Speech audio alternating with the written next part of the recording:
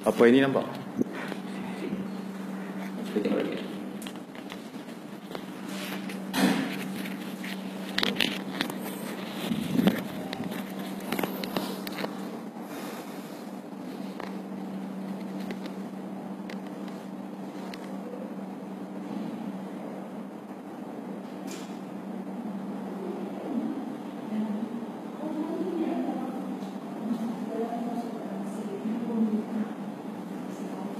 Salam, silakan. Assalamualaikum. Okey, cuba tes. Tes. Okey, dengar tak? Saya. Tes. Bismillahirrahmanirrahim.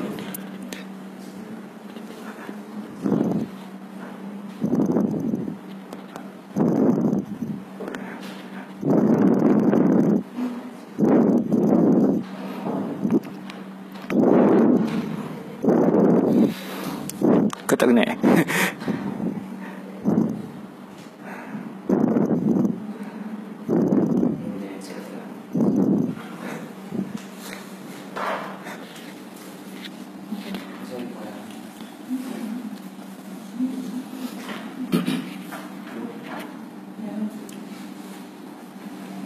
Dr. Azrul tak boleh datang malam ni Dr. Azrul tak boleh datang malam ni. Malam ni saya pergi. Ini tajuk dia. Pasal manhaj berinteraksi dengan riwayat Israiliyat dalam Al-Qasas Quran. Ada. Puan daripada mana? Putrajaya, masya-Allah. Semalam pukul apa? Petang semalam. Belum, tak start lagi. Clear?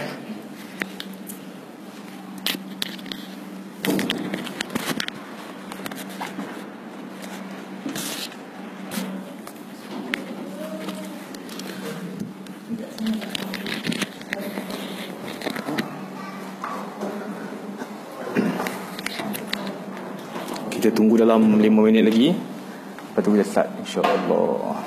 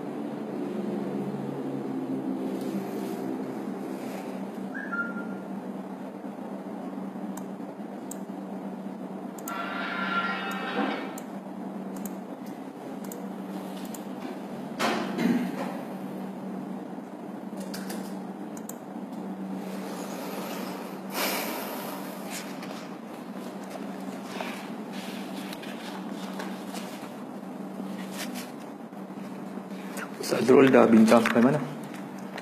Yang kuliah Sadrul dah habis surah Fatihah, InsyaAllah. Daripada basmalah sampailah ke detail lah bincang.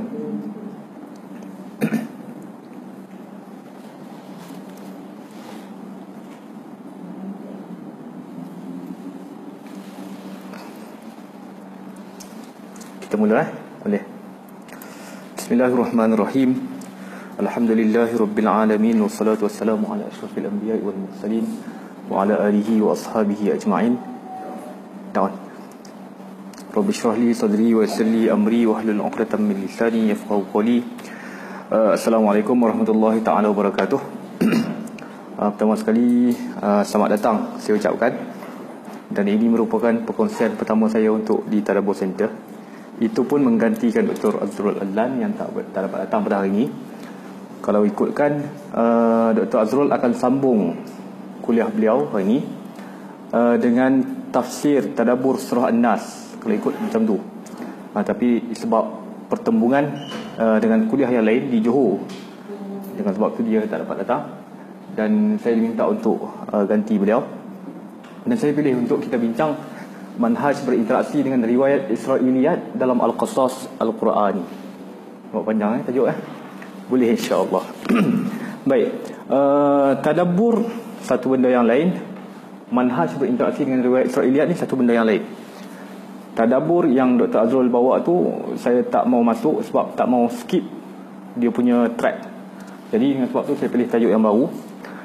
Manhaj berinteraksi dengan riwayat Israiliyat juga satu disiplin yang perlu difahami dengan betul supaya kita dapat memahami Al-Quran dengan kefahaman yang sahih dan tepat.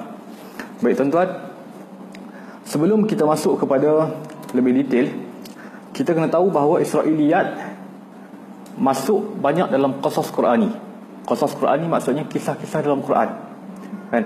Kalau tuan-tuan ikut kuliah kuliah Ustaz Syahri Abdul Rahman, dia fokus pada kisah-kisah dalam Quran, kan? Israiliyat banyak masuk dalam kisah dalam Quran. Dan Israiliyat ni adalah, ringkasnya adalah khabar daripada Bani Israel yang tidak disebutkan dalam Al-Quran, tidak disebutkan dalam hadis yang sahih. Dengan sebab tu, bagaimana untuk berinteraksi dengan riwayat Israiliyat, kita kena faham dulu supaya kita tidak menceritakan benda yang tidak disebut dalam Quran dan tidak menceritakan benda yang tidak disebut dalam hadis Nabawi. Sebab itu para ulama' dia meletakkan disiplin yang tertentu dalam meriwayatkan riwayat Israiliyat yang kita akan bentangkan pada hari ini, supaya kita tidak mencampur aduk yang mana daripada Al-Quran, yang mana bukan daripada Al-Quran, yang mana yang menjadi sumber dalam rujukan syariah Islamiyah, yang mana tidak menjadi sumber dalam rujukan syariah Islamiyah. Dengan sebab Israiliyat banyak masuk dalam qasas Qurani, kisah-kisah dalam Quran, saya pilih untuk fokus Israiliyat dalam qasas Qurani lah. Sebab dalam bahagian lain pun Israiliyat masuk, dalam hukum hakam pun masuk, dalam bab akidah pun masuk, dalam bab syariah pun masuk. Tapi kebanyakan masuk dalam qasas Qurani. Itu sebab tu kita pilih untuk fokus dalam Al-Qasas Al-Qurani. Baik, untuk permulaan kita kena tahu dulu apa yang dimaksudkan dengan Al-Qasas. Al-Qasas, ringkasnya tuan-tuan dan puan, Al-Qasas ni maksudnya adalah khabar, kesan peninggalan golongan terdahulu. Ini qasas. Dengan lebih faham, qasas ni adalah cerita dalam Al-Quran. Bila kita sebut tentang cerita, maksudnya kita sedang follow kesan peninggalan golongan dahulu. Itu kesan peninggalan golongan dahulu dan khabar. Sebab itu qasas ini disebut, ditakrifkan oleh ulama bahasa sebagai tatabbu' al-asar. Tatabbu' al-asar ni maksudnya follow track, jalan periwayatan. Itu qasas. Kemudian Al-Quran sebut, ini dalam surah Yusuf, nahnu naqussu 'alaika ahsanal qasas. Al-Quran guna kalimah qasas. Bima awhayna ilaika hadzal Quran wa in kunta min qablihi laminal ghafilin. Allah sebut, kami ceritakan kepada kamu wahai Muhammad seindah-indah kisah dengan jalan kami wahyukan kepadamu Al-Quran, padahal engkau sebelum datangnya wahyu itu adalah dari orang-orang yang tidak pernah menyedari akan halnya. Maksudnya tuan-tuan, Yang pertama, Allah mengiyakan, mensabitkan tentang qasas Qurani, qasas dalam Quran. Dalam Al-Quran secara umum ada qasas. Itu yang pertama. Yang kedua, kalau kita tengok Al-Quran sebut nahnu naqussu 'alaika ahsanal qasas. Ahsanal qasas ni maksudnya adalah sebaik-baik cerita, sebaik-baik kisah. Jadi yang ni adalah sifat kisah dalam Al-Quran. Antara sifat kisah dalam Al-Quran. Jadi kalau orang tanya kita apa sifat kisah dalam Al-Quran, kita boleh jawab sifat kisah dalam Al-Quran ini adalah sebaik-baik penceritaan. Kemudian Allah juga sebut wa in kunta min qablihi laminal ghafilin. Padahal engkau sebelum datangnya wahyu itu adalah dari orang-orang yang tidak pernah menyedari akan halnya. Ini juga bermaksud qasas Qurani perlu kepada dalil. Kalau bukan dalil, tak ada siapa pun yang tahu tentang qasas Qurani. Okey, sebagai mukaddimah. Kemudian ini saya nukilkan daripada kitab Dr. Salah Abdul Fattah Al-Khaldi. Beliau menyebut dua syarat utama dalam penceritaan secara umum, bukannya dalam qasas Qurani saja, tapi dalam penceritaan kita pun. Yang pertama adalah menyampaikan khabar berdasarkan situasi sebenar, tanpa penambahan dan juga pengurangan.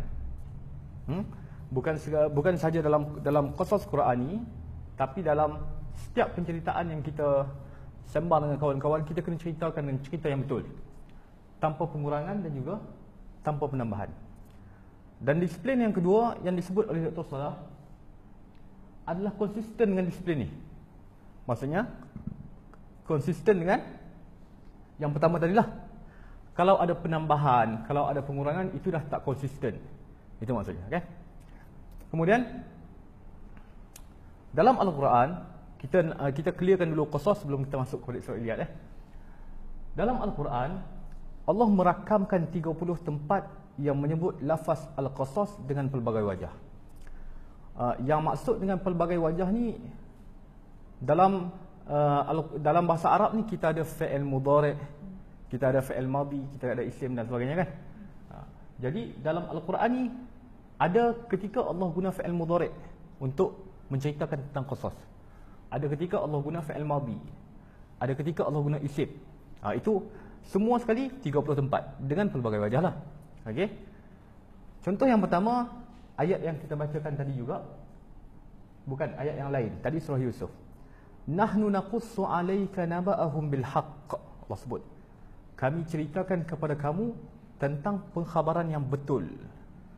Ini satu lagi Allah rakamkan tentang sifat qasas Qurani, iaitu naba'ahum bil haqq. Ahlan. Kisah-kisah tu adalah kisah yang benar. Jadi yang pertama tadi kita sebut qasas Qurani adalah apa? Qasas Qurani adalah seindah-indah kisah. Yang kedua, Allah sebutkan satu lagi sifat berkenaan dengan qasas Qurani, iaitu kisah yang benar. Sifat. Jadi dalam ayat ni Allah guna fi'il mudhari'. Nahnu naqussu 'alaika. Fi'il mudhari'. Kemudian warusulan qad qasasnahum. Qad qasasnahum. Ini yang disebut sebagai pelbagai wajah ni. Warusulan qad qasasnahum ini fi'il madhi. Fi'il madhi. Kalau tuan-tuan tak salin ayat pun salin tengok surah dengan ayat ke berapa ni pun dah okey sebenarnya. Supaya kita faham. Yang ini fi'il mudhari'. Warusulan qad qasasnahum 'alaika, ini fi'il madhi. Kemudian ada lagi, itu contoh yang saya bawa. Ada lagi yang menggunakan fi'il amar. Faqsusil qasas dalam Quran ada sebut. Faqsus tu adalah fi'il amar. Faqsusil qasas. Qasas adalah isim. Jadi ada isim, ada fi'il mudhari', ada fi'il amar dan pelbagai lagi lah yang disebut dengan madah qasas Qurani dalam Quran. Kemudian dalam Quran juga Allah nisbahkan qasas itu kepada pelbagai orang, kepada pelbagai sumber. Yang pertama, Allah nisbahkan qasas itu kepada Allah sendiri. Maksudnya Allah yang ceritakan. Allah yang ceritakan. Maksudnya apa tuan-tuan? Warusulan qad qasasnahum. Qad qasasna. Maksudnya dan rasul-rasul yang telah kami ceritakan. Kami itu siapa? Allah Ta'ala lah. Jadi penisbahan yang pertama adalah penisbahan kepada Allah. Allah yang menyampaikan cerita tu. Min qablu wa rusulan lam naqsushum alaik. Lam naqsushum alaik juga yang tidak kami ceritakan kepada Allah. Maksudnya ayat ni maksudnya maksudnya Allah nak khabarkan kepada kita ada rasul yang Allah ceritakan dalam Quran. Ada rasul yang Allah tak ceritakan dalam Quran. Itu. Kemudian yang kedua, ada juga penisbahan kepada para nabi. Yang tadi warusulan qad qasasnahum, maksudnya kami ceritakan, Allah lah yang ceritakan. Yang kedua, Allah sebut ya ma'syaral jinni wal ins alam ya'tikum rusulun minkum yaqussuna 'alaikum ayati wa yunzirunakum liqa'a yaumikum hadha. Wahai sekalian jin dan juga manusia, alam ya'tikum rusulun minkum, tidakkah ada rasul di kalangan kamu, utusan di kalangan kamu, yaqussuna 'alaikum ayati, yang menceritakan kepada kamu tentang ayat-ayat aku, wa yunzirunakum liqa'a yaumikum hadha, dan memberi peringatan kepada kamu. Rusulun minkum yaqussuna 'alaikum, ini Allah sebut nabi yang ceritakan. Maksudnya Allah kata, wahai sekalian para manusia, wahai sekalian para jin, bukankah ada rasul yang menceritakan kepada kamu? Jadi yang penisbahan ni kepada rasul lah. Jadi yang pertama ni penisbahan kepada Allah, yang kedua penisbahan kepada rasul, sifat-sifat dalam qasas Quran ni. Okey Penisbahan kepada Al-Quran.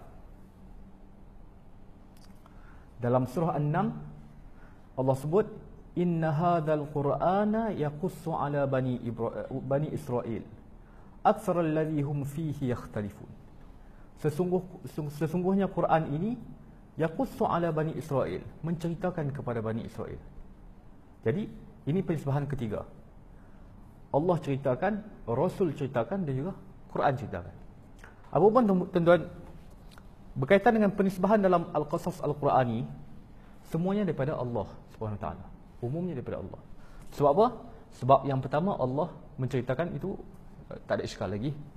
Yang kedua, penisbahan kepada Nabi, yang mendapat wahyu, yang mengutuskan wahyu kepada Nabi adalah Allah. Allah juga.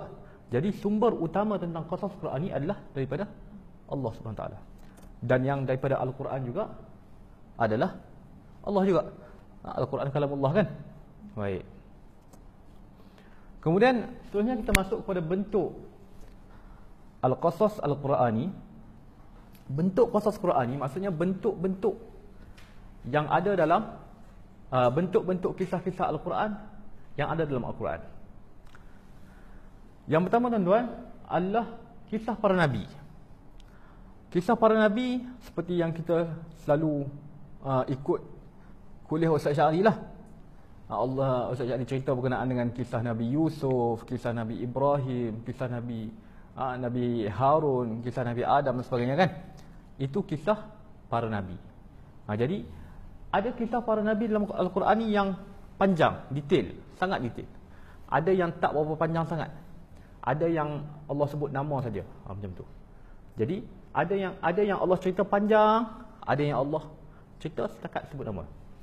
Antara yang Allah cerita panjang contoh kan, kisah berkenaan dengan Nabi Ibrahim, contoh. Panjang Allah cerita. Kisah berkenaan dengan Nabi Yusuf, Allah cerita panjang kan. Itu kisah para Nabi. Dan ada surah pun Allah namakan dengan nama para Nabi kan. Surah Muhammad, surah Hud, surah Yusuf, surah Yunus, itu semuanya para Nabi. Dan ayat-ayat yang muqatta'ah, yang ayat alif lam mim, alif lam mim yasin apa semua, ada juga para mufassir menyebut ini juga adalah antara nama-nama Nabi Muhammad. Ada mufassir sebut. Ada yang menerima pendapat ni, ada yang tak menerima, itu cerita lain. Kan? Jadi ada kisah berkenaan dengan kaum Nabi Lut, ada kisah berkenaan dengan kaum Nabi Soleh. Semuanya Allah sebut dalam Quran. Itu Nabi ke? Bukan Nabi kan? Jadi bentuk qasas Quran ni terbagi berdua secara umum. Yang pertama adalah kisah para Nabi, yang kedua adalah kisah bukan para Nabi. Baik Next. Ini barulah termasuk pada Israiliyat. Okey. Israiliyat tuan-tuan adalah khabar yang diriwayatkan daripada golongan terdahulu melalui sumber yang tidak dipercayai, terutama daripada sumber ahli kitab. Jadi khabar yang diriwayatkan daripada golongan terdahulu melalui sumber yang tidak dipercayai, terutama daripada sumber ahli kitab. Dan ada juga takrifan yang lain, iaitu khabar-khabar rekaan daripada musuh-musuh Islam bertujuan mengkritik ketulinan Al-Quran dan menjauhkan umat Islam daripada kefahaman yang sahih. Okey, ini maksud Israiliyat. Dapatlah? Kemudian kenapa dinamakan dengan Israiliyat? Ini juga saya nukilkan daripada kitab Dr. Salah Abdul Fattah Al-Qalbi. Beliau menyebut dinamakan khabar Israiliyat sekalipun terdapat khabar lain yang bukan berasal daripada Bani Israel adalah kerana riwayat daripada Bani Israel merupakan riwayat yang paling banyak dalam perkara ini. Ada juga khabar yang mengkritik ketulinan Al-Quran, tapi adakah dia daripada Bani Israel? Tak ada. Ada juga daripada Rom, daripada Farsi, ada juga kan? Tapi dinamakan Israiliyat sebab kebanyakan yang mengkritik ketulinan Al-Quran ni ataupun ketulinan sumber syariah Islamiah ni adalah daripada Bani Israel. Sebab itu dinamakan Israiliyat. Kemudian Dr. Salah Al-Khaldi juga sebut kaum Bani Israel merupakan kaum yang paling kuat menentang dan menyeleweng maklumat Islamiah lah, maklumat Islam kita yang sahih. Jadi, dan ini dibuktikan dalam Quran. Allah sebut dalam surah Al-Baqarah, kaum Bani Israel ini menyeleweng kitab untuk kalau kita tengok dalam surah Al-Baqarah ayat 87, ayat 79, sorry. Kita tengok. Fawailul lilladzina yaktubuna alkitab biaydihim thumma yaquluna hadza min indillah liyashtaru bihi thamanan qalila fawailul lahum mimma katabat aydihim wa wailul lahum mimma yaksibun. Allah kata, celakalah kepada golongan yang menulis yaktubuna alkitaba biaydihim, yang menulis kitab dengan tangan-tangan mereka, thumma yaquluna hadza min indillah, kemudian dia kata ini Allah yang tulis, ini sumber daripada Allah. Liyashtaru bihi thamanan qalila, semata-mata untuk mereka dapat keuntungan duniawi yang sikit. Allah sebut fawailul lahum mimma katabat aydihim, Allah kata celakalah tangan mereka yang tulis tu, wa wailul lahum mimma yaksibun, dan celakalah apa yang telah mereka usahakan. Ini bukti bahawa berlaku penyelewengan dalam kitab-kitab Bani Israel. Jadi Injil, Taurat yang ada pada hari ini tu bukan kitab yang Allah turunkan, tapi itu adalah penyelewengan yang berlaku oleh Bani Israel. Baik kan? Kemudian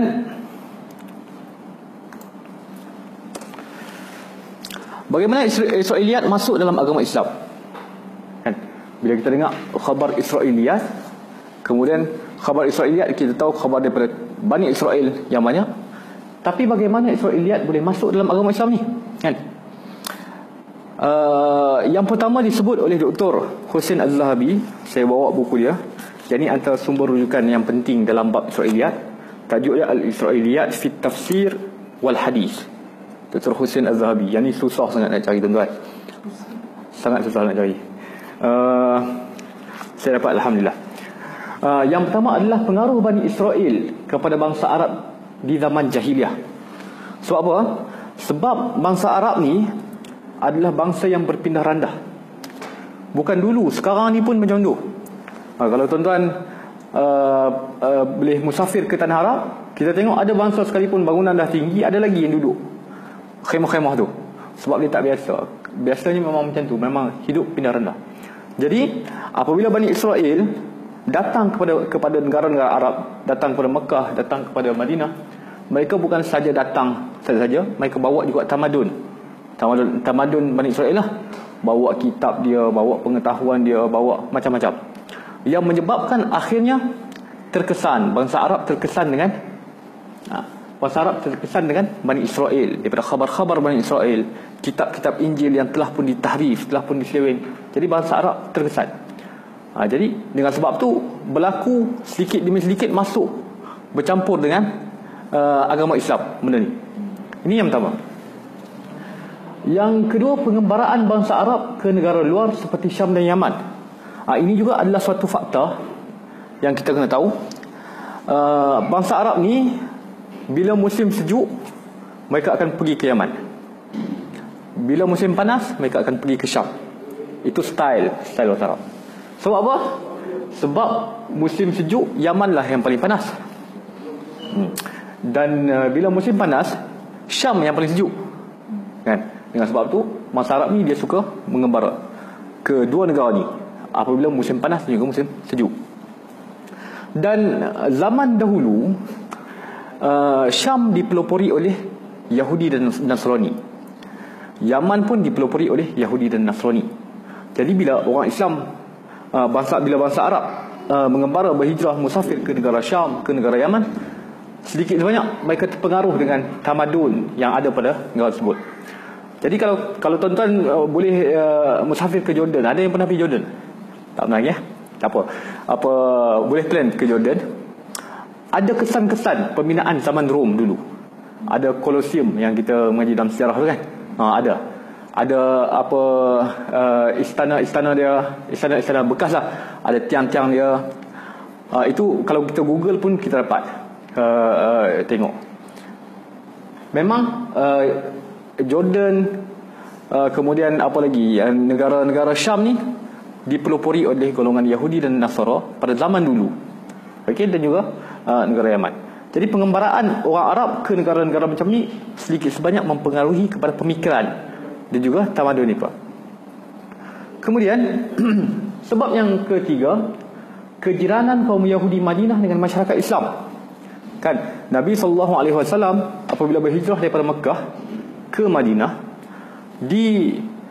mereka juga ada golongan Yahudi di keliling Madinah tu. Bani Qainuqa sebagai contoh, itu adalah golongan Yahudi yang ada di Madinah. Jadi kadang-kadang sahabat bermunaqasyah dengan golongan Yahudi Madinah ni, kadang-kadang berdebat.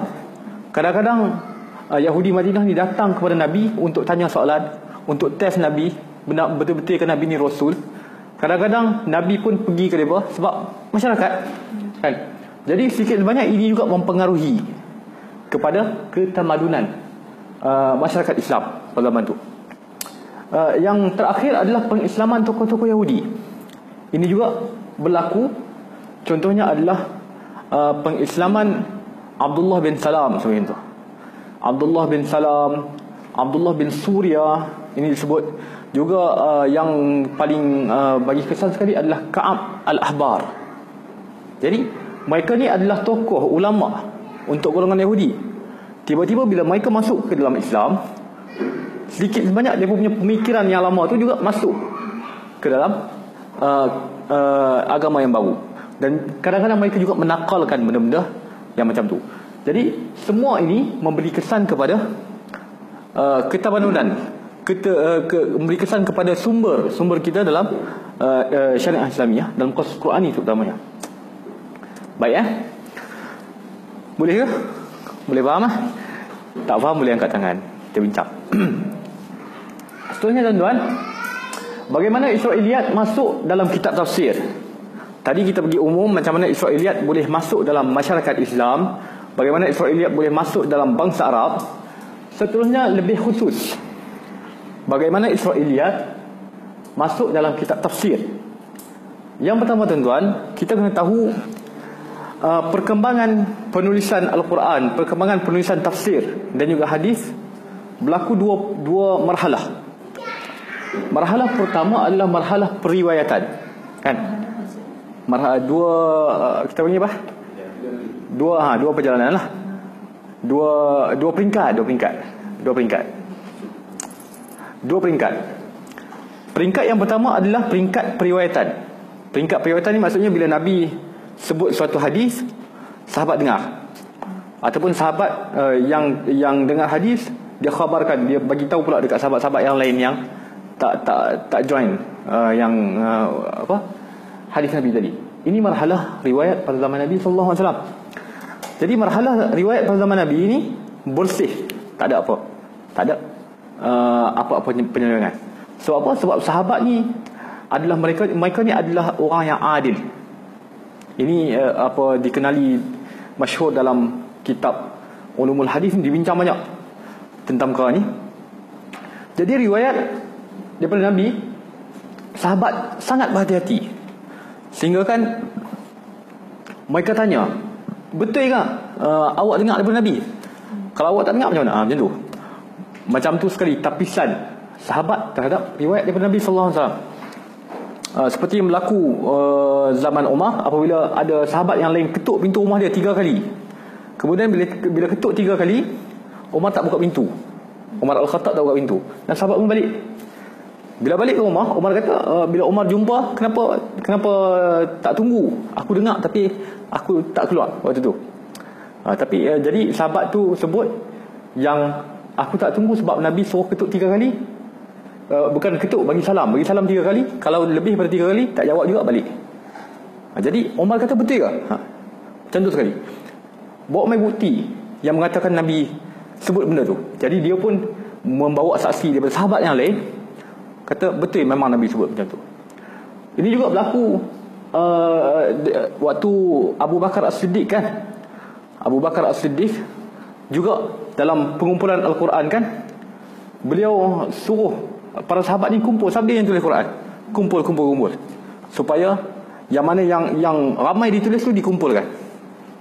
Itu yang berlaku marhalah riwayat pada zaman Nabi sallallahu alaihi wasallam. Kemudian tuan-tuan, ini marhalah kedua adalah marhalah riwayat pada zaman tabi'in. Marhalah riwayat pada zaman tabi'in, zaman Nabi, zaman sahabat, zaman tabi'in. Tabi'in ni adalah, maksudnya tabi'in adalah golongan yang berjumpa dengan sahabat tapi tak berjumpa dengan Nabi. Itu tabi'in. Zaman tabi'in ni adalah zaman yang baru selepas zaman berlaku fitnah. Ini zaman tabi'in. Sampai Ibn Sirin kata dalam bab periwayatan hadis, Ibn Sirin kata kami dulu tak tanya berkenaan dengan sanad-sanad ni dalam hadis. Daripada Abu Hurairah, daripada siapa-siapa, daripada Abu Hurairah, daripada Ibn Umar, daripada sekian sampailah ke Nabi. Dulu kami tak tanya, tapi sekarang ni sebab fitnah yang berlaku, kami kena tanya. Yang mana yang terpercaya kami ambil. Perawi yang terpercaya kami boleh pegang, perawi yang menipu kami tak boleh pegang. Itu. Ini yang berlaku pada zaman tabi'in. Jadi buktinya, maksudnya pada zaman tabi'in ini masuk sesuatu yang something yang boleh merosakkan ketulinan sumber syariat Islamiah. Dan benda ni juga berlaku pada zaman tabi'in, bahkan lebih teruk. Pada zaman tabi'in. Tabi'in maksudnya golongan yang jumpa dengan tabi'in tapi tak jumpa dengan sahabat. Itu masuk tabi'in. Itu marhalah riwayat. Kemudian marhalah penulisan kitab. Dulu para sahabat dan Arab sampai sekarang pun, kekuatan mereka ni adalah kekuatan menghafal. Jadi banyak benda yang sahabat ni hafal. Bahkan pada permulaan Nabi sallallahu alaihi wasallam, Nabi larang untuk tulis hadis. Ada hadis menyebut siapa yang menulis hadis padam. Sebab apa? Sebab tujuannya adalah untuk tidak hadis ni tidak dicampur adukkan sehingga boleh kita tak dapat tahu yang mana satu Quran, yang mana satu hadis. Tak boleh campur aduk dengan Quran. Jadi sebab apa? Sebab Al-Quran juga dituturkan oleh Nabi kan. Hadis juga dituturkan oleh Nabi. Jadi kalau sahabat tulis hadis kemudian tulis Quran, boleh jadi campur aduk. Dengan sebab tu Nabi larang tulis hadis tapi Nabi suruh tulis Quran. Supaya apa? Supaya Quran ni diasingkan. Hadis ni bukan Quran. Itu yang pertama. Dan ini juga sebenarnya berlaku kepada Taurat dan Injil. Taurat dan Injil apabila tak ada disiplin dalam penulisan, sehingga yang datang daripada Allah dicampur adukkan dengan khayalan rahib-rahib dan juga tafsiran-tafsiran mereka, sehingga akhir sekali kita pun tak dapat tahu yang mana satu yang betul Taurat daripada Allah, Injil daripada Allah, yang mana satu tafsiran daripada rahib-rahib ni. Dengan sebab tu Taurat dan Injil sekarang ni adalah seleweng. Jadi disiplin riwayat, disiplin penulisan kitab pada zaman Nabi adalah tidak dilarang untuk menulis pada zaman Nabi, menulis hadis, sebab takut bercampur aduk dengan Quran. Sehinggalah pada satu tahap Nabi benarkan. Okey, marhalah penulisan kitab. Yang pertama sekali, marhalah penulisan kitab ni yang pertama adalah pada zaman Umar bin Abdul Aziz. Umar bin Abdul Aziz, pernah dengar kan? Pada waktu tu Umar bin Abdul Aziz minta Az-Zuhri untuk menulis kitab hadis. Imam Ibn Shihab Az-Zuhri itu ulama hadis yang cukup besar, kan? Jadi Umar bin Abdul Aziz kata, kami takut ulama ni mati dan ilmu ni tak dapat diwarisi. Dengan sebab itu Umar bin Abdul Aziz minta supaya ditulis hadis-hadis Nabi. Dan bila dikumpulkan hadis dalam kitab pada zaman Umar bin Abdul Aziz ni, tafsir juga masuk dalam kitab yang sama. Ada jadi bab-bab kecil dalam kitab tu. Itu marhalah yang pertama. Dan penulisan ni bersanad pada zaman tu, bersanad. Sebab berlaku fitnah kan, kita sebut tadi berlaku fitnah, sehingga memerlukan kepada sanad supaya yang mana perawi yang dipercayai boleh ambil, yang tak dipercayai tak boleh ambil. Ini yang pertama. Yang kedua, bila berkembang lagi penulisan ni, dipecahkan pula. Yang ni kitab hadis, yang ni kitab tafsir secara bebas. Tadi campur hadis dan juga tafsir masuk dalam satu kitab yang sama, kan? Sebab kedua-duanya adalah keluar daripada mulut Nabi SAW. Jadi bila sahabat tulis hadis, sahabat juga bila dikumpulkan penulisan riwayat hadis dalam masa yang sama, dikumpulkan juga tafsir. Sebab tafsiran adalah tafsiran Rasulullah SAW, macam tu. Ustaz, ya. Tafsir ni maksudnya tafsir Al-Quran lah. Tafsir Al-Quran. Tafsir Al-Quran lah maksudnya. Kemudian penulisan tafsir dan hadis diasingkan. Mula perkembangan yang kedua, kitab hadis diletakkan ditulis secara bebas dalam kitab yang asing. Kitab berkenaan dengan tafsir ditulis pada kitab yang asing. Pada waktu ni berlaku, kita panggil apa? Tasahul, bermudah-mudah dalam penulisan. Waktu inilah berlaku dalam kitab tafsir tidak ditulis sanad dalam penulisan. Jadi bila tidak ditulis sanad dalam penulisan, orang yang membaca tak tahu yang mana satu yang sahih, yang mana satu yang tak sahih, dan tak boleh test mana satu perawi yang betul, mana satu perawi yang tak betul. Seolah-olah dah bercampur aduk sikit pada waktu ni. Jadi bila bermula penulisan tanpa sanad, ini memberi kesan kepada pembaca. Pembaca tak dapat tahu yang mana satu betul, yang mana satu yang sahih. Cuma yang dapat kita faham, apa yang ditulis dalam kitab itu betul. Itu kesannya kan. Ini perkembangan bagaimana Israiliyat boleh masuk dalam kitab tafsir. Okey, faham? Clear? Ya. Masa bila Al-Quran mula ditulis pada zaman, Al-Quran ditulis pada zaman asalnya pada zaman Nabi sendiri. Al-Quran dah ditulis. Kemudian dijilidkan pada zaman Sayyidina Osman. Kemudian yang ni bukan, ini Al-Quran cerita lain, puan. Ini tafsir Al-Quran. Okey, boleh faham? Okey. Kemudian kita masuk kepada bentuk-bentuk Israiliyat. Kita tahu tadi kita sebut dah, Israiliyat ni adalah khabar yang bukan bersumberkan daripada sumber yang terpercaya. Maksudnya khabar yang bukan daripada Al-Quran, bukan daripada hadis, dan diambil kebanyakannya daripada ahlul kitab, masdar, sumber ahlul kitab, sama ada Injil, Taurat, ataupun kita sebut tadi macam mana kesan Israiliyat masuk dalam bahasa Arab, kesan Israiliyat masuk dalam masyarakat Islam kan, duduk kejiranan kan, boleh faham kan? Jadi bentuk-bentuk Israiliyat, yang pertama sekali riwayat Israiliyat yang selari dengan sumber Islam. Ini, dan ini banyak. Lagi kita masuk secara detail, kita tengok dulu. Yang kedua adalah riwayat Israiliyat yang bertentangan dengan sumber Islam. Okey. Yang ketiga adalah riwayat Israiliyat yang didiamkan oleh sumber Islam. Maksudnya Israiliyat ada dalam riwayat Israiliyat ada, tapi Quran tak sebut. Dan Quran pun tak sebut benda yang bertentangan dengannya. Maksudnya benda ni didiamkan oleh Quran. Okey, didiamkan oleh Quran, didiamkan oleh hadis. Bentuk-bentuk. Okey, contoh Contoh Israiliyat yang selari dengan sumber Islam adalah kisah-kisah para Nabi Bani Israel dalam Al-Quran bersama kaum mereka. Kisah-kisah ni, kisah Nabi Bani Israel berlaku pada zaman Bani Israel lah. Seperti Nabi Musa AS dengan Khidir begitu kan. Kisah ni disebut dalam Quran, disebut dalam Quran. Jadi kisah ni selari dengan sumber Islam. Begitu juga dengan kisah-kisah yang lain. Kisah Contoh yang lain, kisah Nabi Ibrahim sebagai contoh kan. Nabi Ibrahim alaihissalam berdakwah kepada ayahnya. Nabi Ibrahim alaihissalam berdakwah kepada kaumnya. Itu juga disebut dalam Quran. Dan kisah ini berlaku pada zaman Bani Israel. Adakah berlaku pada zaman Quran diturunkan? Tak. Cuma Quran mengkhabarkan benda yang dah berlaku. Jadi ini adalah kisah-kisah yang selari dengan sumber Islam. Kita terima kisah ni, hukumnya kita terima kisah-kisah ini bukan sebab Israiliyat, tapi sebab Quran sebut, sebab hadis sebut. Jadi kalau kita baca Dr. Salah Al-Fatah Al-Khaldi, dia sebut ini sebenarnya bukannya Israiliyat, ini Islamiyat, ini sumber Islam. Jadi kita terima bukannya sebab Israiliyat, tapi kita terima sebab Quran sebut. Tu yang pertama. Okey. Yang kedua adalah Israiliyat yang tidak selari dengan sumber Islam. Okey, kita tengok kisah yang mendakwa Nabi Harun alaihi salam adalah pembuat patung lembu daripada emas dan mengajak kaumnya untuk menyembah patung tersebut. Kisah ini bertentangan dengan Quran. Ini disebut. Tuan-tuan, kalau tuan-tuan baca dalam kisah Nabi Musa dengan kaumnya, Nabi Musa dengan Nabi Harun, dia go on sekali, datang sekali.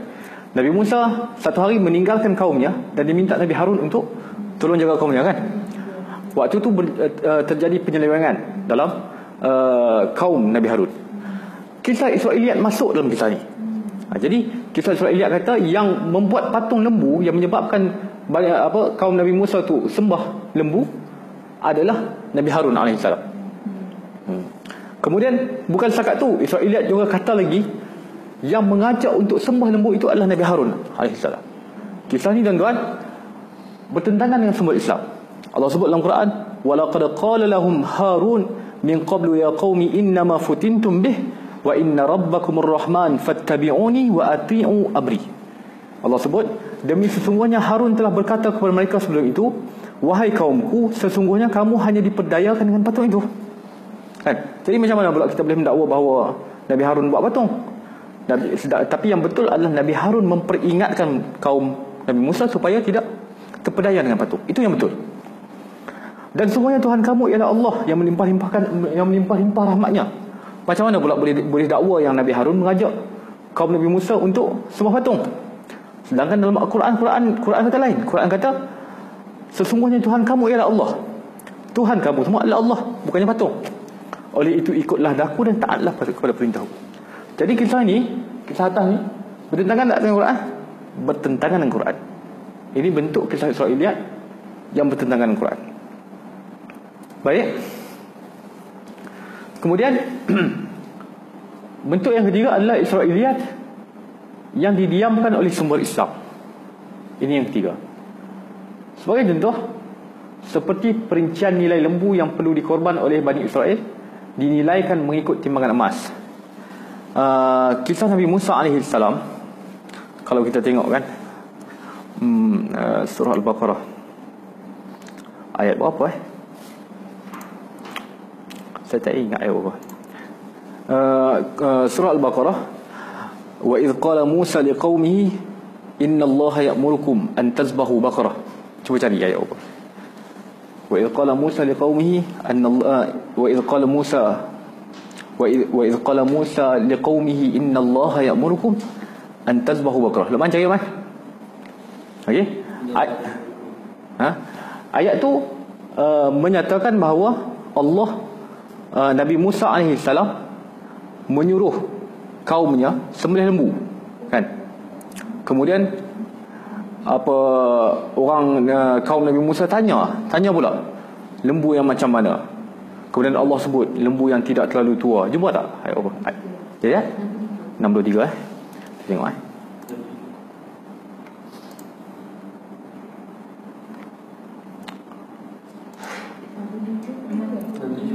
67. Okey. Wa idh qala Musa liqaumihi innallaha ya'murukum an tadhbahu baqarah qalu atattakhiduna huzwa qala a'udzu billahi an akuna minal jahilin. Okey. Dan Musa berkata kepada kaumnya, innallaha ya'murukum an tadhbahu baqarah, sesungguhnya Allah memerintahkan kepada kamu untuk menyembelih lembu. Qalu atattakhiduna huzwa, mereka kata, adakah kamu nak bermain-main dengan kami? Itu. Qala a'udzu billahi an akuna minal jahilin. Aku mohon perlindungan daripada Allah daripada tergolong daripada golongan yang jahil. Ayat ini tuan-tuan, Israiliyat masuk dalam kisah ni. Israiliyat kata lembu yang diminta oleh sembelih tu dicari oleh kaum Bani Israel dan dibeli dan ditimbang mengikut nilai emas. Tapi Quran menafikan tak kisah ni? Tak nafikan. Quran mengiyakan? Tak mengiyakan. Jadi ini adalah Israiliyat yang didiamkan oleh sumber Islam. Okey, clear Juga jenis kayu binaan kapal Nabi Nuh AS dan tongkat Nabi Musa, kan? Ada cerita berkenaan dengan banjir besar yang melanda Nabi Nuh, kaum Nabi Nuh, dan Nabi Nuh bina kapal. Dan juga cerita berkenaan dengan Nabi Musa menentang ahli sihir Fir'aun, kan? Adakah disebut perincian berkenaan dengan kayu yang digunakan? Tak disebut. Tapi Israiliyat masuk dalam kisah macam ni. Disebut jenis kayu dan macam-macam lah. Jadi Quran mengiyakan? Tak mengiyakan. Quran menentang? Tak menentang. Ini yang paling menjadi topik utama dalam perbahasan ni. Kenapa diam? Maksudnya implikasi daripada diam. Implikasi kepada diam, maksudnya adakah benda tu betul-betul ada ataupun betul-betul tak ada? Sebab Quran tak mengiyakan dan Quran tak menafikan, itu kan? Jadi benda tu betul-betul ada ataupun tidak? Ini kita akan bincang panjang lagi selepas ni. Kemudian hukum meriwayatkan riwayat Israiliyat. Okey, faham yang pertama tadi adalah Israiliyat yang selari dengan sumber Islam yang kita bincang. Israiliyat yang tidak selari dengan sumber Islam kita pernah bincang. Yang kedua, yang last kali adalah Israiliyat yang didiamkan oleh sumber Islam. Okey. Kemudian hukum meriwayatkan riwayat Israiliyat. Ini kita panggil sebagai lubbul munaqashah. Ini yang topik yang paling penting dalam perbincangan saya hari inilah. Sebab kita bincang pada awal sekali, kita nak tahu hukum. Ini yang last kali ni. Okey. Kau dah berat. Berat sikit. Berat dah punya ni. Berat dah. Sekali-sekala berat. Tapi biasa. Boleh faham kan? Untuk kita fahami. Hukumnya yang pertama adalah menerima riwayat Israiliyat. Tak lama lah tuan-tuan. Kalau tak 20 minit, setengah jam macam itulah. Yang pertama adalah menerima riwayat Israiliyat yang selari dengan sumber syariah Islamiah. Jadi macam kita sebut tadi lah, riwayat Israiliyat yang selari dengan sumber syariah Islamiah, seperti yang kita bagi contoh tadi. Kita bagi contoh apa tadi? Kisah-kisah para nabi dalam Nabi Bani Israel yang ceritakan dalam Quran. Itu cerita ya. Yang ni riwayat ni diterima. Dan Dr. Salah Al-Khaldi menyebut berkali-kali dalam kitab Qasas Qurani beliau, diterima bukannya sebab riwayat Israiliyat, tapi sebab Quran sebut, sebab hadis sebut. Jadi bukanlah kita terima sebab penyelewengan Bani Israel, riwayat Bani Israel, tapi benda tu selari dengan Quran sebut, jadi kita terima sebab Quran sebut. Benda ni juga tuan-tuan, kalau tuan-tuan mengaji dalam fiqh, ada syariat-syariat yang terdahulu, kan? Syariat-syariat terdahulu ada kalanya selari dengan kita. Allah sebut dalam Quran apa? Kutiba alaikumus-siyam kama kutiba alal ladzina min qablikum la'allakum tattaqun, kan? Allah memfardukan kepada kamu berpuasa seperti mana difardukan kepada golongan dahulu. Jadi syariat puasa itu sendiri telah pun ada pada zaman dulu, dan Quran mengiyakan syariat ini untuk kaum kita, untuk syariat kita. Jadi kita terima sebab orang dahulu puasa ataupun sebab Quran sebut? Sebab Quran sebut. Ini jadi hukum menerima riwayat Israiliyat dengan yang selari dengan sumber syariah ini diterima oleh para ulama. Ini hukum satu sudut lah. Sudut yang kedua adalah tidak menerima riwayat Israiliyat yang bertentangan dengan sumber syariah Islamiah. Okey. Ini yang kedua, seperti mana kita sebut tentang kisah Nabi Harun alaihissalam tadi. Riwayat itu ditolak sebab Quran menafikan riwayat itu. Quran menyebut sebaliknya, kan? Dan yang ketiga, para ulama berbeza pandangan dalam menerima ataupun menolak riwayat yang didiamkan oleh syariah Islamiah. Ini yang kita sebut tadi, perincian tentang nilai lembu dan sebagainya. Boleh kan? Boleh pergi lagi? Hukumnya kalau Ustaz tulis atas tu, hukum meriwayatkan riwayat Israiliyat. Maksudnya boleh meriwayatkan. Boleh meriwayatkan. Boleh meriwayatkan. Maksudnya bila riwayat Israiliyat yang selari dengan sumber syariat Islamiah, kita boleh sebutlah. Macam kita kata kutiba alaikumusiyam kama kutiba alal ladzina min qablikum kan. Kita kata puasa ni bukan saja difardukan kepada kaum kita, tapi golongan terdahulu pun puasa juga. Itu contohnya. Tapi dalam riwayat Israiliyat tak semestinya daripada Quran. Boleh jadi ada riwayat daripada lain riwayat. Maksudnya cerita ni dia ada sanad dia. Kemudian kita kata dalam isu ni, sebagai contoh kan, dalam isu ni ada riwayat Israiliyat, dan riwayat Israiliyat yang selari dengan apa yang disebut dalam Quran. Faham tak? Okey. Jadi bila selari disebut dalam Al-Quran, dalam hadis yang sahih, riwayat ni diterima.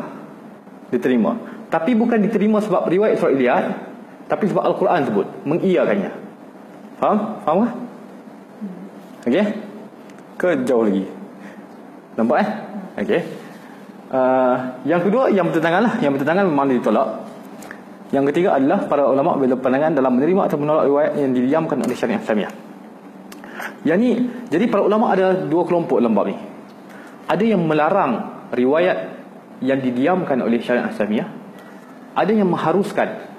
Ada ulama yang mengharuskan riwayat Israiliyat yang didiamkan oleh syariat Islamiah. Ini kita tengok, yang pertama sekali adalah hujah golongan yang melarang untuk meriwayatkan riwayat Israiliyat. Hujah yang pertama adalah Allah sebut, hujah yang pertama adalah kisah kaum terdahulu termasuk dalam kisah ghaib, dan tiada yang mengetahui kisah ghaib secara terperinci melainkan Allah saja. Kan? Siapa lagi yang tahu tentang kisah ghaib? Tak ada yang tahu melainkan Allah. Hatta para nabi pun mereka tahu melalui wahyu yang diturunkan oleh Allah kepada mereka. Kalau wahyu tak turun, adakah Nabi tahu? Nabi tak tahu.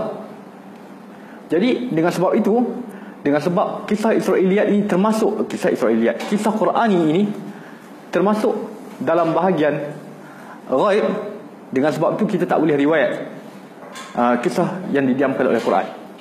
Okey? Bukti kisah Qurani termasuk dalam kisah ghaib, contohnya adalah ayat inilah. Zalika min amba'il ghaib nuhihi ilaik, berkenaan dengan kisah Yusuf. Ini adalah cerita ghaib yang kami wahyukan kepada kamu. Jadi ini bukti yang kisah dalam Quran, kisah ghaib. Siapa lagi yang mengetahui kisah ghaib melainkan Allah? Kan? Jadi kalaulah ada riwayat Israiliyat yang diambil pada Bani Israel, yang mereka ni makhluk, macam mana mereka nak tahu? Sedangkan mereka bukanlah apa kita panggil sumber yang terpercaya untuk dapat kisah ghaib. Okey? Faham kan? Ini hujah yang pertama. Banyak hujah saya nukilkan kat sini, 4-5 hujah macam itulah. Hujah yang kedua, ayat yang kita sebut juga tadi, golongan Yahudi dan Nasrani menyeleweng dan mereka kitab, lalu menyandarkannya kepada Allah. Kan? Fawailul lilladzina yaktubuna alkitaba biaydihim, kita baca tadi kan?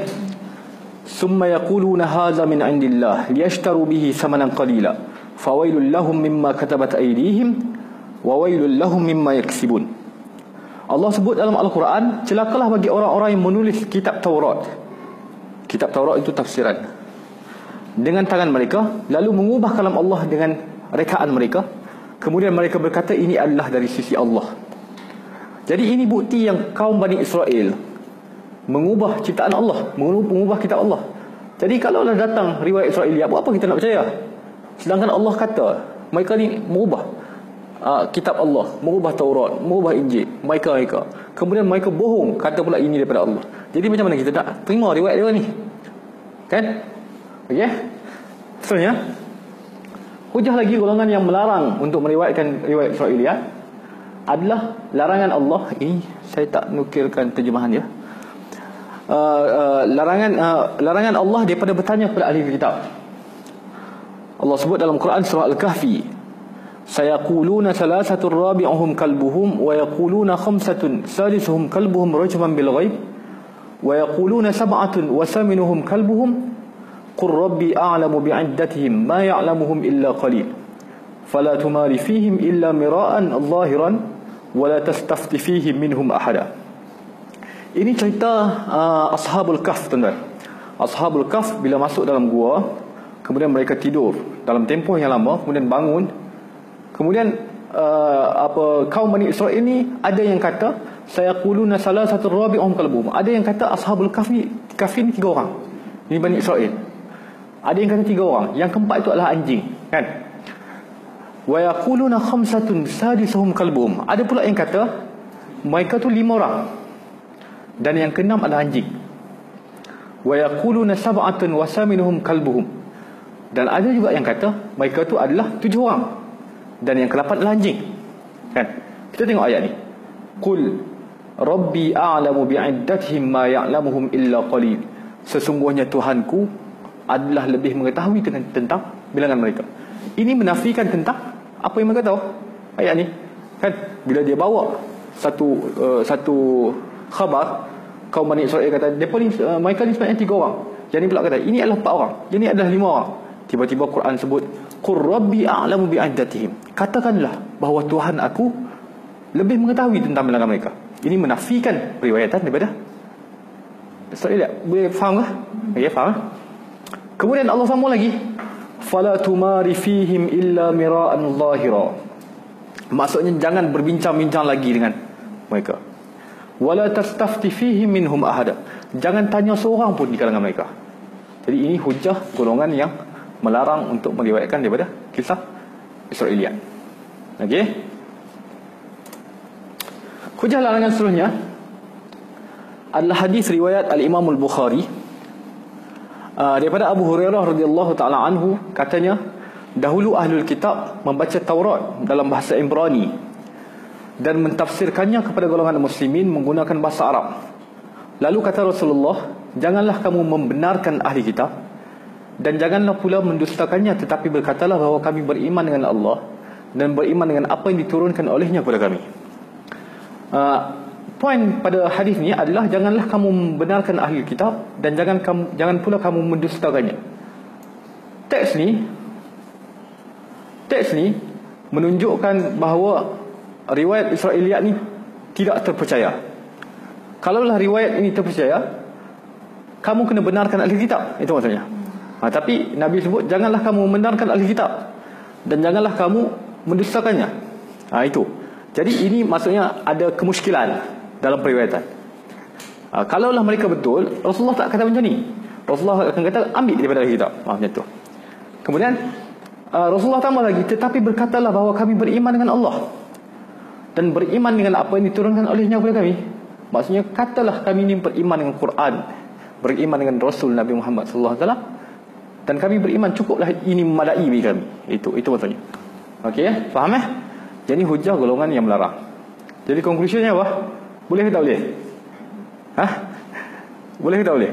Kita tengok seterusnya. Tapi sebelum tu Ustaz, kalau Rasulullah katakan dan jangan pula mendustakan. Kalau kita yang tadi pertama, janganlah kamu membenarkan. Maknanya ada kemusykilan di dalam Australia tu. Tapi bila dia kata jangan pula mendustakan, ada kebenaran di atas Israel. Tapi juga Rasulullah sebut, tetapi berkatalah bahawa kami beriman dengan Allah dan beriman dengan apa yang diturunkan olehnya. Maksudnya kami beriman dengan Allah, dengan Al-Quran, dan beriman dengan Rasul, dan beriman dengan apa yang diturunkan olehnya. Boleh faham? Dan Allah juga sebut dalam Al-Quran pada ayat yang banyak bahawa golongan Yahudi dan Nasrani menukar, menyeleweng sumber yang datang mereka. Cumanya dalam bab ni ada ketidakpercayaan. Maksudnya kita relax dulu. Bila Bani Israel cerita tentang mereka ni, tentang kisah-kisah mereka, relax dulu, jangan percaya lagi. Itu maksudnya. Janganlah membenarkan dan janganlah mendustakan, relax dulu. Maksudnya Rasul tak bagi kita berdebat dengan dia lah. Bukan, maksudnya cukuplah dengar, kemudian tak tepilah macam tu. Sedikit dulu. Okey, saya kita masuk dalam lagi. Ini hujah golongan yang melarang. Kalau kita boleh repeat balik. Yang pertama adalah qasas Quran ni adalah kisah ghaib, dan kisah ghaib tidak dapat diketahui melainkan Allah saja. Yang kedua, golongan Yahudi menyeleweng kitab Allah. Fawailul ladzina yaktubuna alkitaba biaydihim summa yaquluna hadha min indillah. Kemudian juga Allah melarang untuk bertanya kepada ahli kitab, wala tastafti fihim minhum ahada. Jangan tanya pun seorang di kalangan mereka. Dan yang keempat adalah hadis Nabi sallallahu alaihi wasallam ini. Okey. So boleh tak riwayat Israiliyat? Boleh lagi. Ada hujah larangan ni? Kita tengok hujah yang membenarkan. Kita sebut tadi kan, para ulama berbeza pendapat dalam hukum meriwayatkan Israiliyat yang didiamkan oleh Quran. Ini kita bincang yang didiamkan oleh Quran ni, tuan-tuan. Bukannya yang selari dengan Quran, bukannya yang bertentangan dengan Quran. Kau dah macam okey. Okey. Boleh insya-Allah. Yang selari dengan Quran kita sebut tadi boleh diriwayatkan, tapi kita menyebutkan kita boleh riwayat sebab Al-Quran yang sebut, bukannya Israiliyat yang sebut. Yang bertentangan dengan Quran tak boleh diriwayatkan sebab Quran menafikan dan hadis menafikan. Yang didiamkan Al-Quran ni yang jadi perdebatan hangat di kalangan para ulama. Okey. Hujah yang membenarkan. Hujah yang pertama adalah Al-Quran memberi izin untuk bertanya kepada ahli kitab. Kan Allah sebut, fa in kunta fi syakkin mimma anzalna ilaika fas'alil ladzina yaqra'una al-kitaba min qablik laqad ja'aka al-haqq min rabbika fala takunanna minal mumtarin. Sekiranya engkau wahai Muhammad ragu-ragu tentang apa yang diturunkan oleh kami, maka tanyalah kepada orang-orang yang membaca kitab-kitab yang diturunkan dahulu kepadamu. Ini poinnya. Maksudnya kalau kamu syak, boleh refer kepada ahli kitab. Dengan sebab tu ada sebahagian ulama yang membenarkan. Last sekali lagi barunya kita buat conclusion yang kita bincang dulu. Okey. Hujah pertama yang membenarkan. Hujah yang kedua, Allah memberi keizinan untuk merujuk kepada Taurat. Allah sebut dalam Quran, kullu at-ta'ami kana hillan li bani Israil illa ma harrama Israilu ala nafsihi min qabli an tunzala at-Taurat qul fa'tu bit-Taurati fatluha in kuntum sadiqin. Kan Quran sebut tu, qul fa'tu bit-Taurah, maka katakanlah, bawalah kitab Taurat dan bacalah ia jika kamu orang-orang yang benar. Kan Allah sebut baca kitab Taurat tu kan? Ini golongan yang membenarkan riwayat Israiliyat yang didiamkan. Dia berdalilkan pada ayat ni. Okey, clear lagi? Lagi? Dan juga daripada hadis Nabi SAW, Nabi sebut, sampaikanlah daripadaku walaupun satu ayat, ceritakanlah daripada Bani Israel dan itu tidak mengapa. Dan ini hujah yang paling masyhur, tuan-tuan. Hadithu an Bani Israel wala haraj. Kalau pernah dengar, ini hujah yang paling masyhur yang mengatakan kita boleh menyebut riwayat Israiliyat. Siapa yang berdusta tentangku dengan sengaja, maka bersedialah tempatnya di neraka. Okey. Hadis ni menyebut boleh diharuskan riwayat Israiliyat. Sebab apa? Ceritakanlah daripada Bani Israel dan itu tidak mengapa. Hadithu an Bani Israel wala haraj. Okey. Dan inilah hadis yang paling banyak dipegang, yang masyhur. Yang dalil-dalil tadi ialah dalil, tapi yang banyak yang menjadi hujah di kalangan para ulama ni adalah hadis ni. Okey. Pentarjahan. Kita tengok. Ini saya punya slide yang terakhir. InsyaAllah nak habis lah.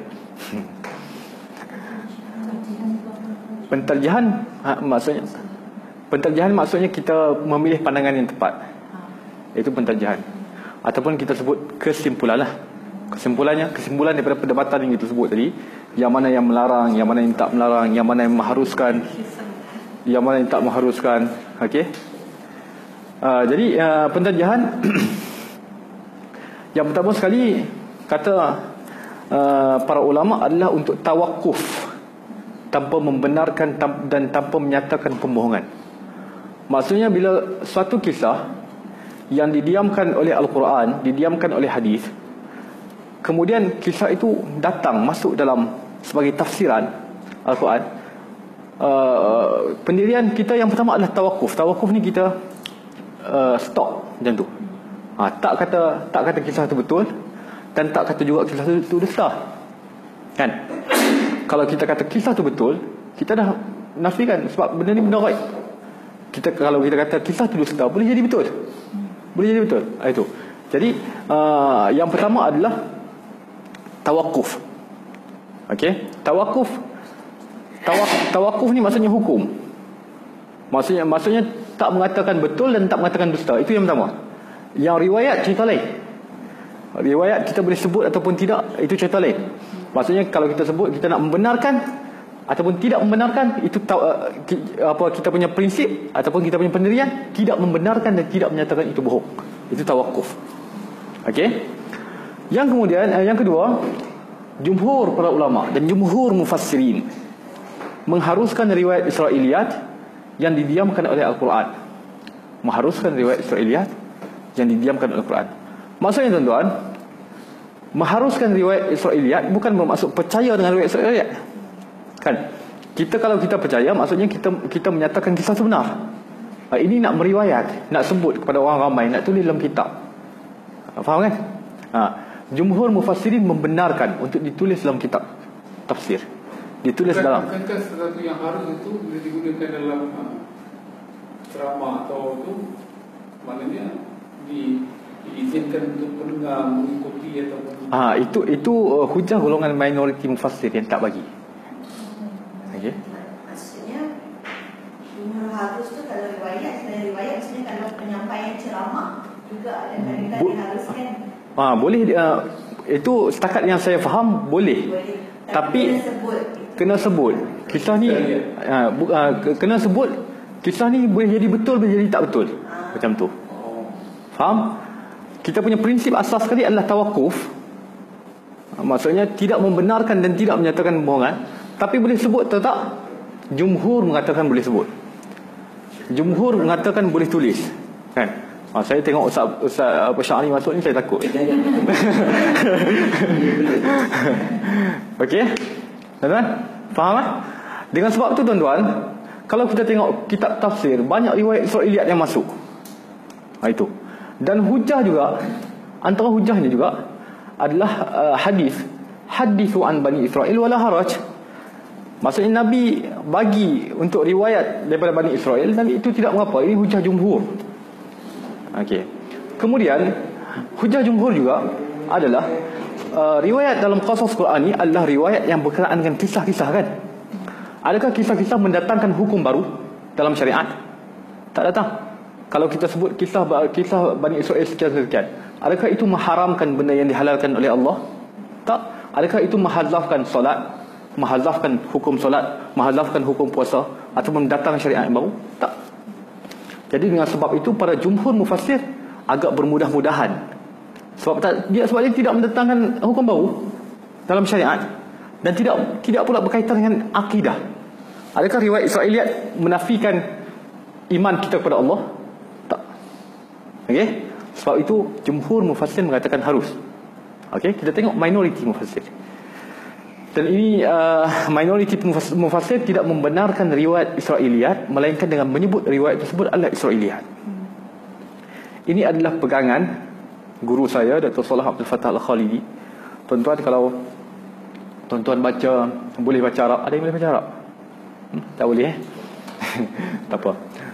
Kita doakan satu hari nanti kita terjemahlah kitab-kitab Dr. Salah Al-Khalidi.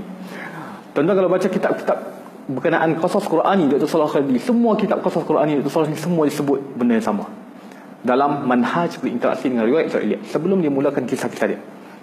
Setakat yang saya tahu, dia ada 3 kitab.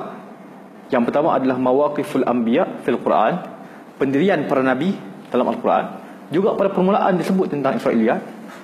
Yang kedua adalah Al-Qasas Sabiqin, kisah golongan-golongan terdahulu. Itu pun disebut pada permulaan tentang riwayat Israiliyat, manhaj dia.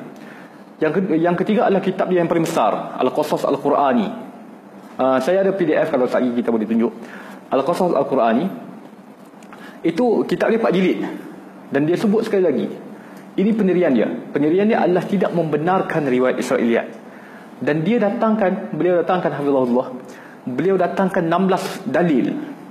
Yang antara yang saya sebutkan kat sini, dalil larangan ni, ini juga daripada dalil dia.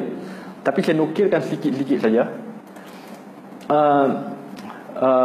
Yang sebenarnya beliau sebut 16 dalil dalam kitab Al-Qasas Al-Qurani yang mengatakan larangan untuk meriwayatkan daripada Bani Israel. Antaranya adalah dalil Sayyidina Umar radhiyallahu ta'ala anhu, apabila dia baca, Sayyidina Umar ni baca satu kitab yang dah campur aduk dengan riwayat Israiliyat. Nabi kata apa? Nabi kata kalaulah Musa AS ada, Musa pun akan ikut aku. Maksudnya tinggalkan kitab tu. Kalau Nabi Musa hidup pada hari ini pun, Nabi Musa akan ikut aku. Itu antara dalilnya. Dalil juga yang dia sebut adalah in ja'akum fasiqun binaba'in fatabayyanu, kan? Quran sebut, kalau datang kepada kamu golongan fasik, kamu kena berhati-hati. Take note dulu. Fatabayyanu, minta penerangan. Jadi kalaulah golongan fasik ni adalah golongan fasik ni Muslim atau bukan Muslim? Muslim, masih lagi Muslim. Jadi macam mana pula dengan golongan Bani Israel yang bukan Muslim? Itu lebih-lebih lagi lah. Jadi hujah minoriti mufassir adalah tidak membenarkan riwayat Israiliyat, melainkan dengan menyebut riwayat tersebut adalah Israiliyat. Okey, maksudnya boleh sebut dalam kitab tafsir, boleh sebut dalam kitab apa, boleh disebut dalam ceramah, tapi kena tahu yang ni adalah Israiliyat.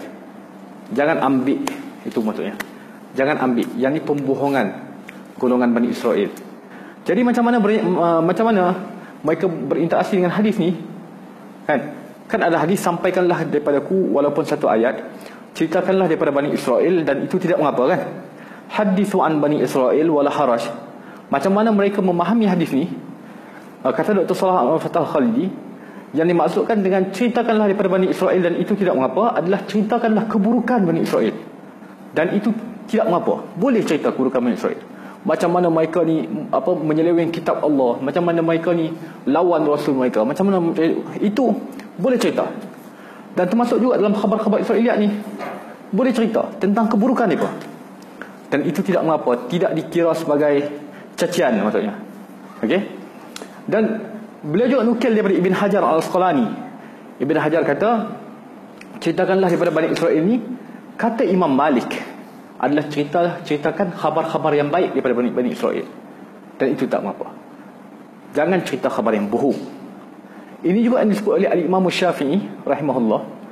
Al-Imam Syafi'i kata, ceritakanlah benda yang sahih daripada Bani Israel. Benda yang tidak sahih, yang menipu dan sebagainya, itu tidak boleh diceritakan. Itu pendapat Imam Syafi'i.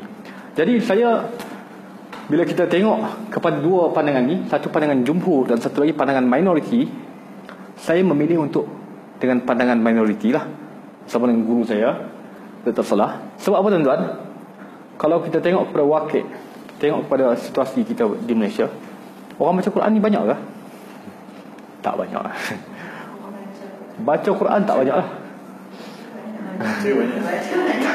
Konsisten baca pun tak banyak. Betul tak? Berapa orang yang boleh baca Quran 2 muka satu hari? Tak ramai, kan? 1 muka satu hari pun boleh jadi susah kita nak konsisten. Lebih-lebih lagi nak faham Quran, ramai tak boleh, kan? Nak tafsir Quran lagi dah tak boleh. Jadi buat apa untuk kita nak riwayat Israiliyat benda ni? Patutnya kita kena fokus benda-benda yang lebih utama. Kita kena ajak golongan ni faham Quran dulu, barulah untuk kita masuk benda-benda yang lain. Jadi untuk yang utamanya, saya memilih untuk bersama dengan minoriti mufassir dalam isu ni adalah tidak membenarkan riwayat Israiliyat, kecuali kita untuk ceritakan yang ni adalah keburukan golongan Bani Israel. Boleh, tuan-tuan? Ini slide terakhir saya, alhamdulillah tak ada tak berat dah. Okey. Wallahu alam. Kalau ada soalan, silakan.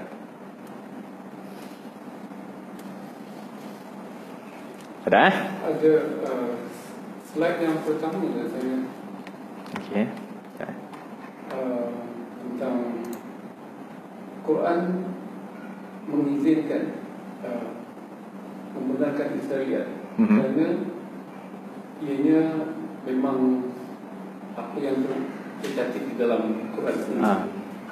Tapi kenapa ianya dipanggil Israiliyat? Kenapa tidak itu bukan Israiliyat? Sesuatu cerita atau pasal yang memang ada di dalam Al-Quran, kita jangan panggil dia Israiliyat. Itu yang saya nak tadi, kenapa dia dipanggil Israiliyat? Sedangkan kalau lebih selamat, benda itu tak perlu dipanggil Israiliyat langsung. Okey. Baik, tuan-tuan. Islamiah saja. Itu yang pertama, itu pandangan Dr. Salah Al-Fatah Khalidi. Benda yang disebut dalam Al-Quran yang menceritakan tentang cerita Bani Israel, itu adalah Islamiyat. Dan benda yang selari, maksudnya kalau ada riwayat Israiliyat yang lain, yang daripada riwayat Bani Israel, kemudian selari dengan Quran, selari dengan hadis sahih, itu dipanggil sebagai Islamiyat. Bukannya riwayat Israiliyat tu, sebab Al-Quran yang sebut benda yang sama, selari, kan? Al-Quran ataupun hadis sahih yang menyebut benda sama, itu dipanggil sebagai Islamiyat. Itu adalah pandangan Datuk Salah Khaldi. Saya tak tahu ada orang lain yang berpandangan itu Islamiat ataupun tak, tapi itu pandangan dia. Tapi secara umum, riwayat Israiliyat, riwayat yang tidak bersumberkan Al-Quran, sama ada ia selaring Quran ataupun tak selaring Quran, itu adalah riwayat Bani Israel. Sebab itu dipanggil Israiliyat. Faham kan? Secara umum Al-Quran pun ada, riwayat Bani Israel pun pun ada. ada. Sebab tu ada sesetengahnya akan panggil Israiliyat. Okey, ya. Maksudnya riwayat Israiliyat benda yang lain, bukan daripada hadis sahih, bukan daripada Al-Quran, dia benda yang lain. Kadang-kadang ada setengah yang selari dengan Quran, ada setengah yang menentang, yang berlawanan dengan Quran. Boleh faham kan? Boleh faham tak? Jadi yang selari dengan Quran ni, kita yang sekalipun dia selari dengan Quran, tapi dia riwayat bukan Quran, bukan hadis, kita menerima dia sebab Quran sebut. Betul, Quran sebut. Kita menerima dia sebab hadis sebut, tapi dia sendiri bukannya daripada Quran. Jadi maksudnya asas itu berlaku sebelum Quran itu sampai. Sebelum Quran itu sampai. Dan sama dengan apa yang di ya. Dan dia dinukilkan, dibawa sehingga kadang-kadang ni campur dengan apa diceritakan sekali seolah-olah itu menyempurnakan kisah Quran. Faham jadi itu adalah Israiliyat lah, sebab dia pada Bani Israel. Kalau selari dengan Quran, kita mengiyakan sebab Quran yang sebut, hadis yang sebut. Itu adalah Islamiat menurut Salah Khaldi. Baik. Next, ada lagi? Ada? Tak ada. Kalau tak ada, saya boleh sebut beberapa rujukan yang penting dalam apa Kalau tengok kalau ada pandangan macam mana riwayat Israiliyat boleh datang ke alam lain ni. Kalau kita tengok kitab-kitab ni kita kan daripada ulama-ulama, daripada tradisi Moro dan sebagainya, kadang-kadang sebab kita orang awam ni kadang-kadang memang susah sikit nak boleh kesan kan riwayat ni. Terutamanya kita akan bergantung kepada ialah kalau macam tak lagi pondok daripada satu generasi ke satu generasi kan. Jadi macam mana kalau daripada yang tu dalam konteks alam lain, ulama Melayu kita, sebab ialah kadang-kadang contoh macam kisah Nabi Sulaiman kan, even macam Balqis, ialah nama pun dah kata-kata nama tu pun dah ada yang kata riwayat Israiliyat kan. Nabi Sulaiman ni betul berkahwin dengan Nabi Yusuf, ending dia kan. Semua yang sangat popular di alam lain pula kata kan. Kompleks soalan. Wallahu alam betul atau tidak apa yang saya sebut. Tapi seperti yang kita sebut, jumhur para ulama mengharuskan riwayat Israiliyat. Jadi tertulis dalam kitab-kitab tafsir. Apabila benda tu dibaca dan benda tu disebarkan di kalangan orang awam tanpa mengetahui manhaj para ulama dalam menulis kitab, itu yang menyebabkan riwayat itu masuk. Dan antara yang lain, ada juga riwayat Israiliyat yang masuk dalam kutub tarikh, kitab-kitab sejarah kan. Dan kitab-kitab sejarah ni ada yang bermanhaj dan ada yang tidak bermanhaj. Ada yang sahih dan ada yang tak sahih dalam tu. Contoh macam Tarikh Tabari kan. Tarikh Tabari, Al-Imam At-Tabari apabila menulis Tarikh Al-Imam Al-Muluk, kalau tak salah nama kitab Tarikh Imam Tabari, beliau membawa sanad dalam kitab tu. Jadi seolah-olah kalau orang yang tak tahu disiplin meriwayatkan, mereka akan ambil keseluruhan. Sedangkan Imam Tabari bila dia bawa sanad, dia suruh kita cross check, betul tak dalam tu. Itu manhaj, itu disebut sendiri oleh Imam Tabari dalam Muqaddimah. Maksudnya dia senaraikan sanad tu tak semestinya betul. Tak semestinya betul. Sebab dia punya style, Imam Tabari punya style adalah menulis apa yang dia dengar. Betul tak betul kira lain.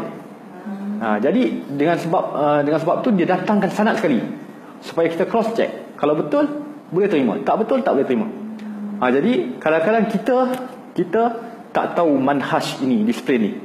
Jadi kita pun sebut, Imam Tabari sebut dalam sekian, Imam tafsir sebut dalam sekian. Jadi benda ni pun tersebar di alam Melayu dan sebagainya. Menjawab Wallahu a'lam. Okey, ada lagi ke? Tak ada Alhamdulillah. Saya ucapkan terima kasih banyak-banyak kerana sudi dengar dengan penuh teliti, fokus. Untuk kitab-kitab yang kita boleh syorkan untuk Israiliyat, jadi kitab Dr. Salah Al-Fatah Khaldi yang ada ini qasas as-sabiqin. Yang pertama sekali kitab ni. Ini susah nak cari lah, saya sebut memang betul-betul susah nak cari. Saya dapat kitab ni, kawan saya dapat di Jordan, saya dapat di Malaysia. Kitab ni saya dapat di Malaysia. Israiliyat fi tafsir wal hadis. Ini adalah rujukan utama Dr. Salah Al-Khaldi dalam kitab dia, dan dia sebutkan sendiri dalam kitab Qasas Qur'ani beliau, bahawa beliau merujuk kitab ini untuk dijadikan panduan asal dalam penulisan beliau. Pertama, Tulisan dalam bahasa Arab. bahasa Arab. Dan nanti kita suruh saya cari terjemah. Kemudian ada yang terjemahan. Ada terjemahan. Israiliyat fi tafsir wal hadis Abu Syabah kan. Itu ada terjemahan keluaran Jakim kalau tak salah saya. Boleh cari. Kan. Dewan Bahasa ke apa? Tapi itu terjemahan. Itu oleh Syekh Abu Syabah. Terjemahan ke dalam bahasa Melayu. Jakim yang terjemah. Itu. Yang kemudian beberapa kitab yang saya boleh daripada Dr. Salah Al-Khaldi, jadi Qasas As-Sabiqin. Qasas As-Sabiqin. Jadi di Qasas As-Sabiqin ni bukannya kisah Qasas As-Sabiqin kisah kaum-kaum yang terdahulu, bukan kisah para nabi ya. Sebab Qasas Quran ni dia khususkan kepada para nabi. Qasas As-Sabiqin ni kaum-kaum yang terdahulu. Daripada kaum Lut, kemudian dua anak Nabi Adam AS dan sebagainya. Ini juga dalam dekat bahagian depan beliau juga tunjuk prinsip ataupun pendirian beliau dengan riwayat Israiliyat. Juga Qasas Quran ni, ini Qasas Quran ni 4 jilid. Ini Qasas Quran ni 4 jilid. Ni dekat Al-Kalimah fi Manhaj Al-Qasas Al-Qurani baina, apa tu saya nampak, baina sadiqul ma'lumat wa iddia'at al-israiliyat. Qasas Qurani antara kebenaran maklumat dan juga dakwaan Israiliyat. Ini terjemahan, ini dicerita habis lah. Dan satu lagi saya tak tahu pun ada pun tidak, Mawaqiful Anbiya fil Quran. Mana boleh jadi tak ada. Boleh jadi tak ada dalam ni. Itu beberapa rujukan yang saya buat, saya ambil untuk hasilkan slide yang tak serupa ni. Yang baik daripada Allah SWT, dan yang buruk itu daripada diri saya sendiri. Assalamualaikum warahmatullahi wabarakatuh.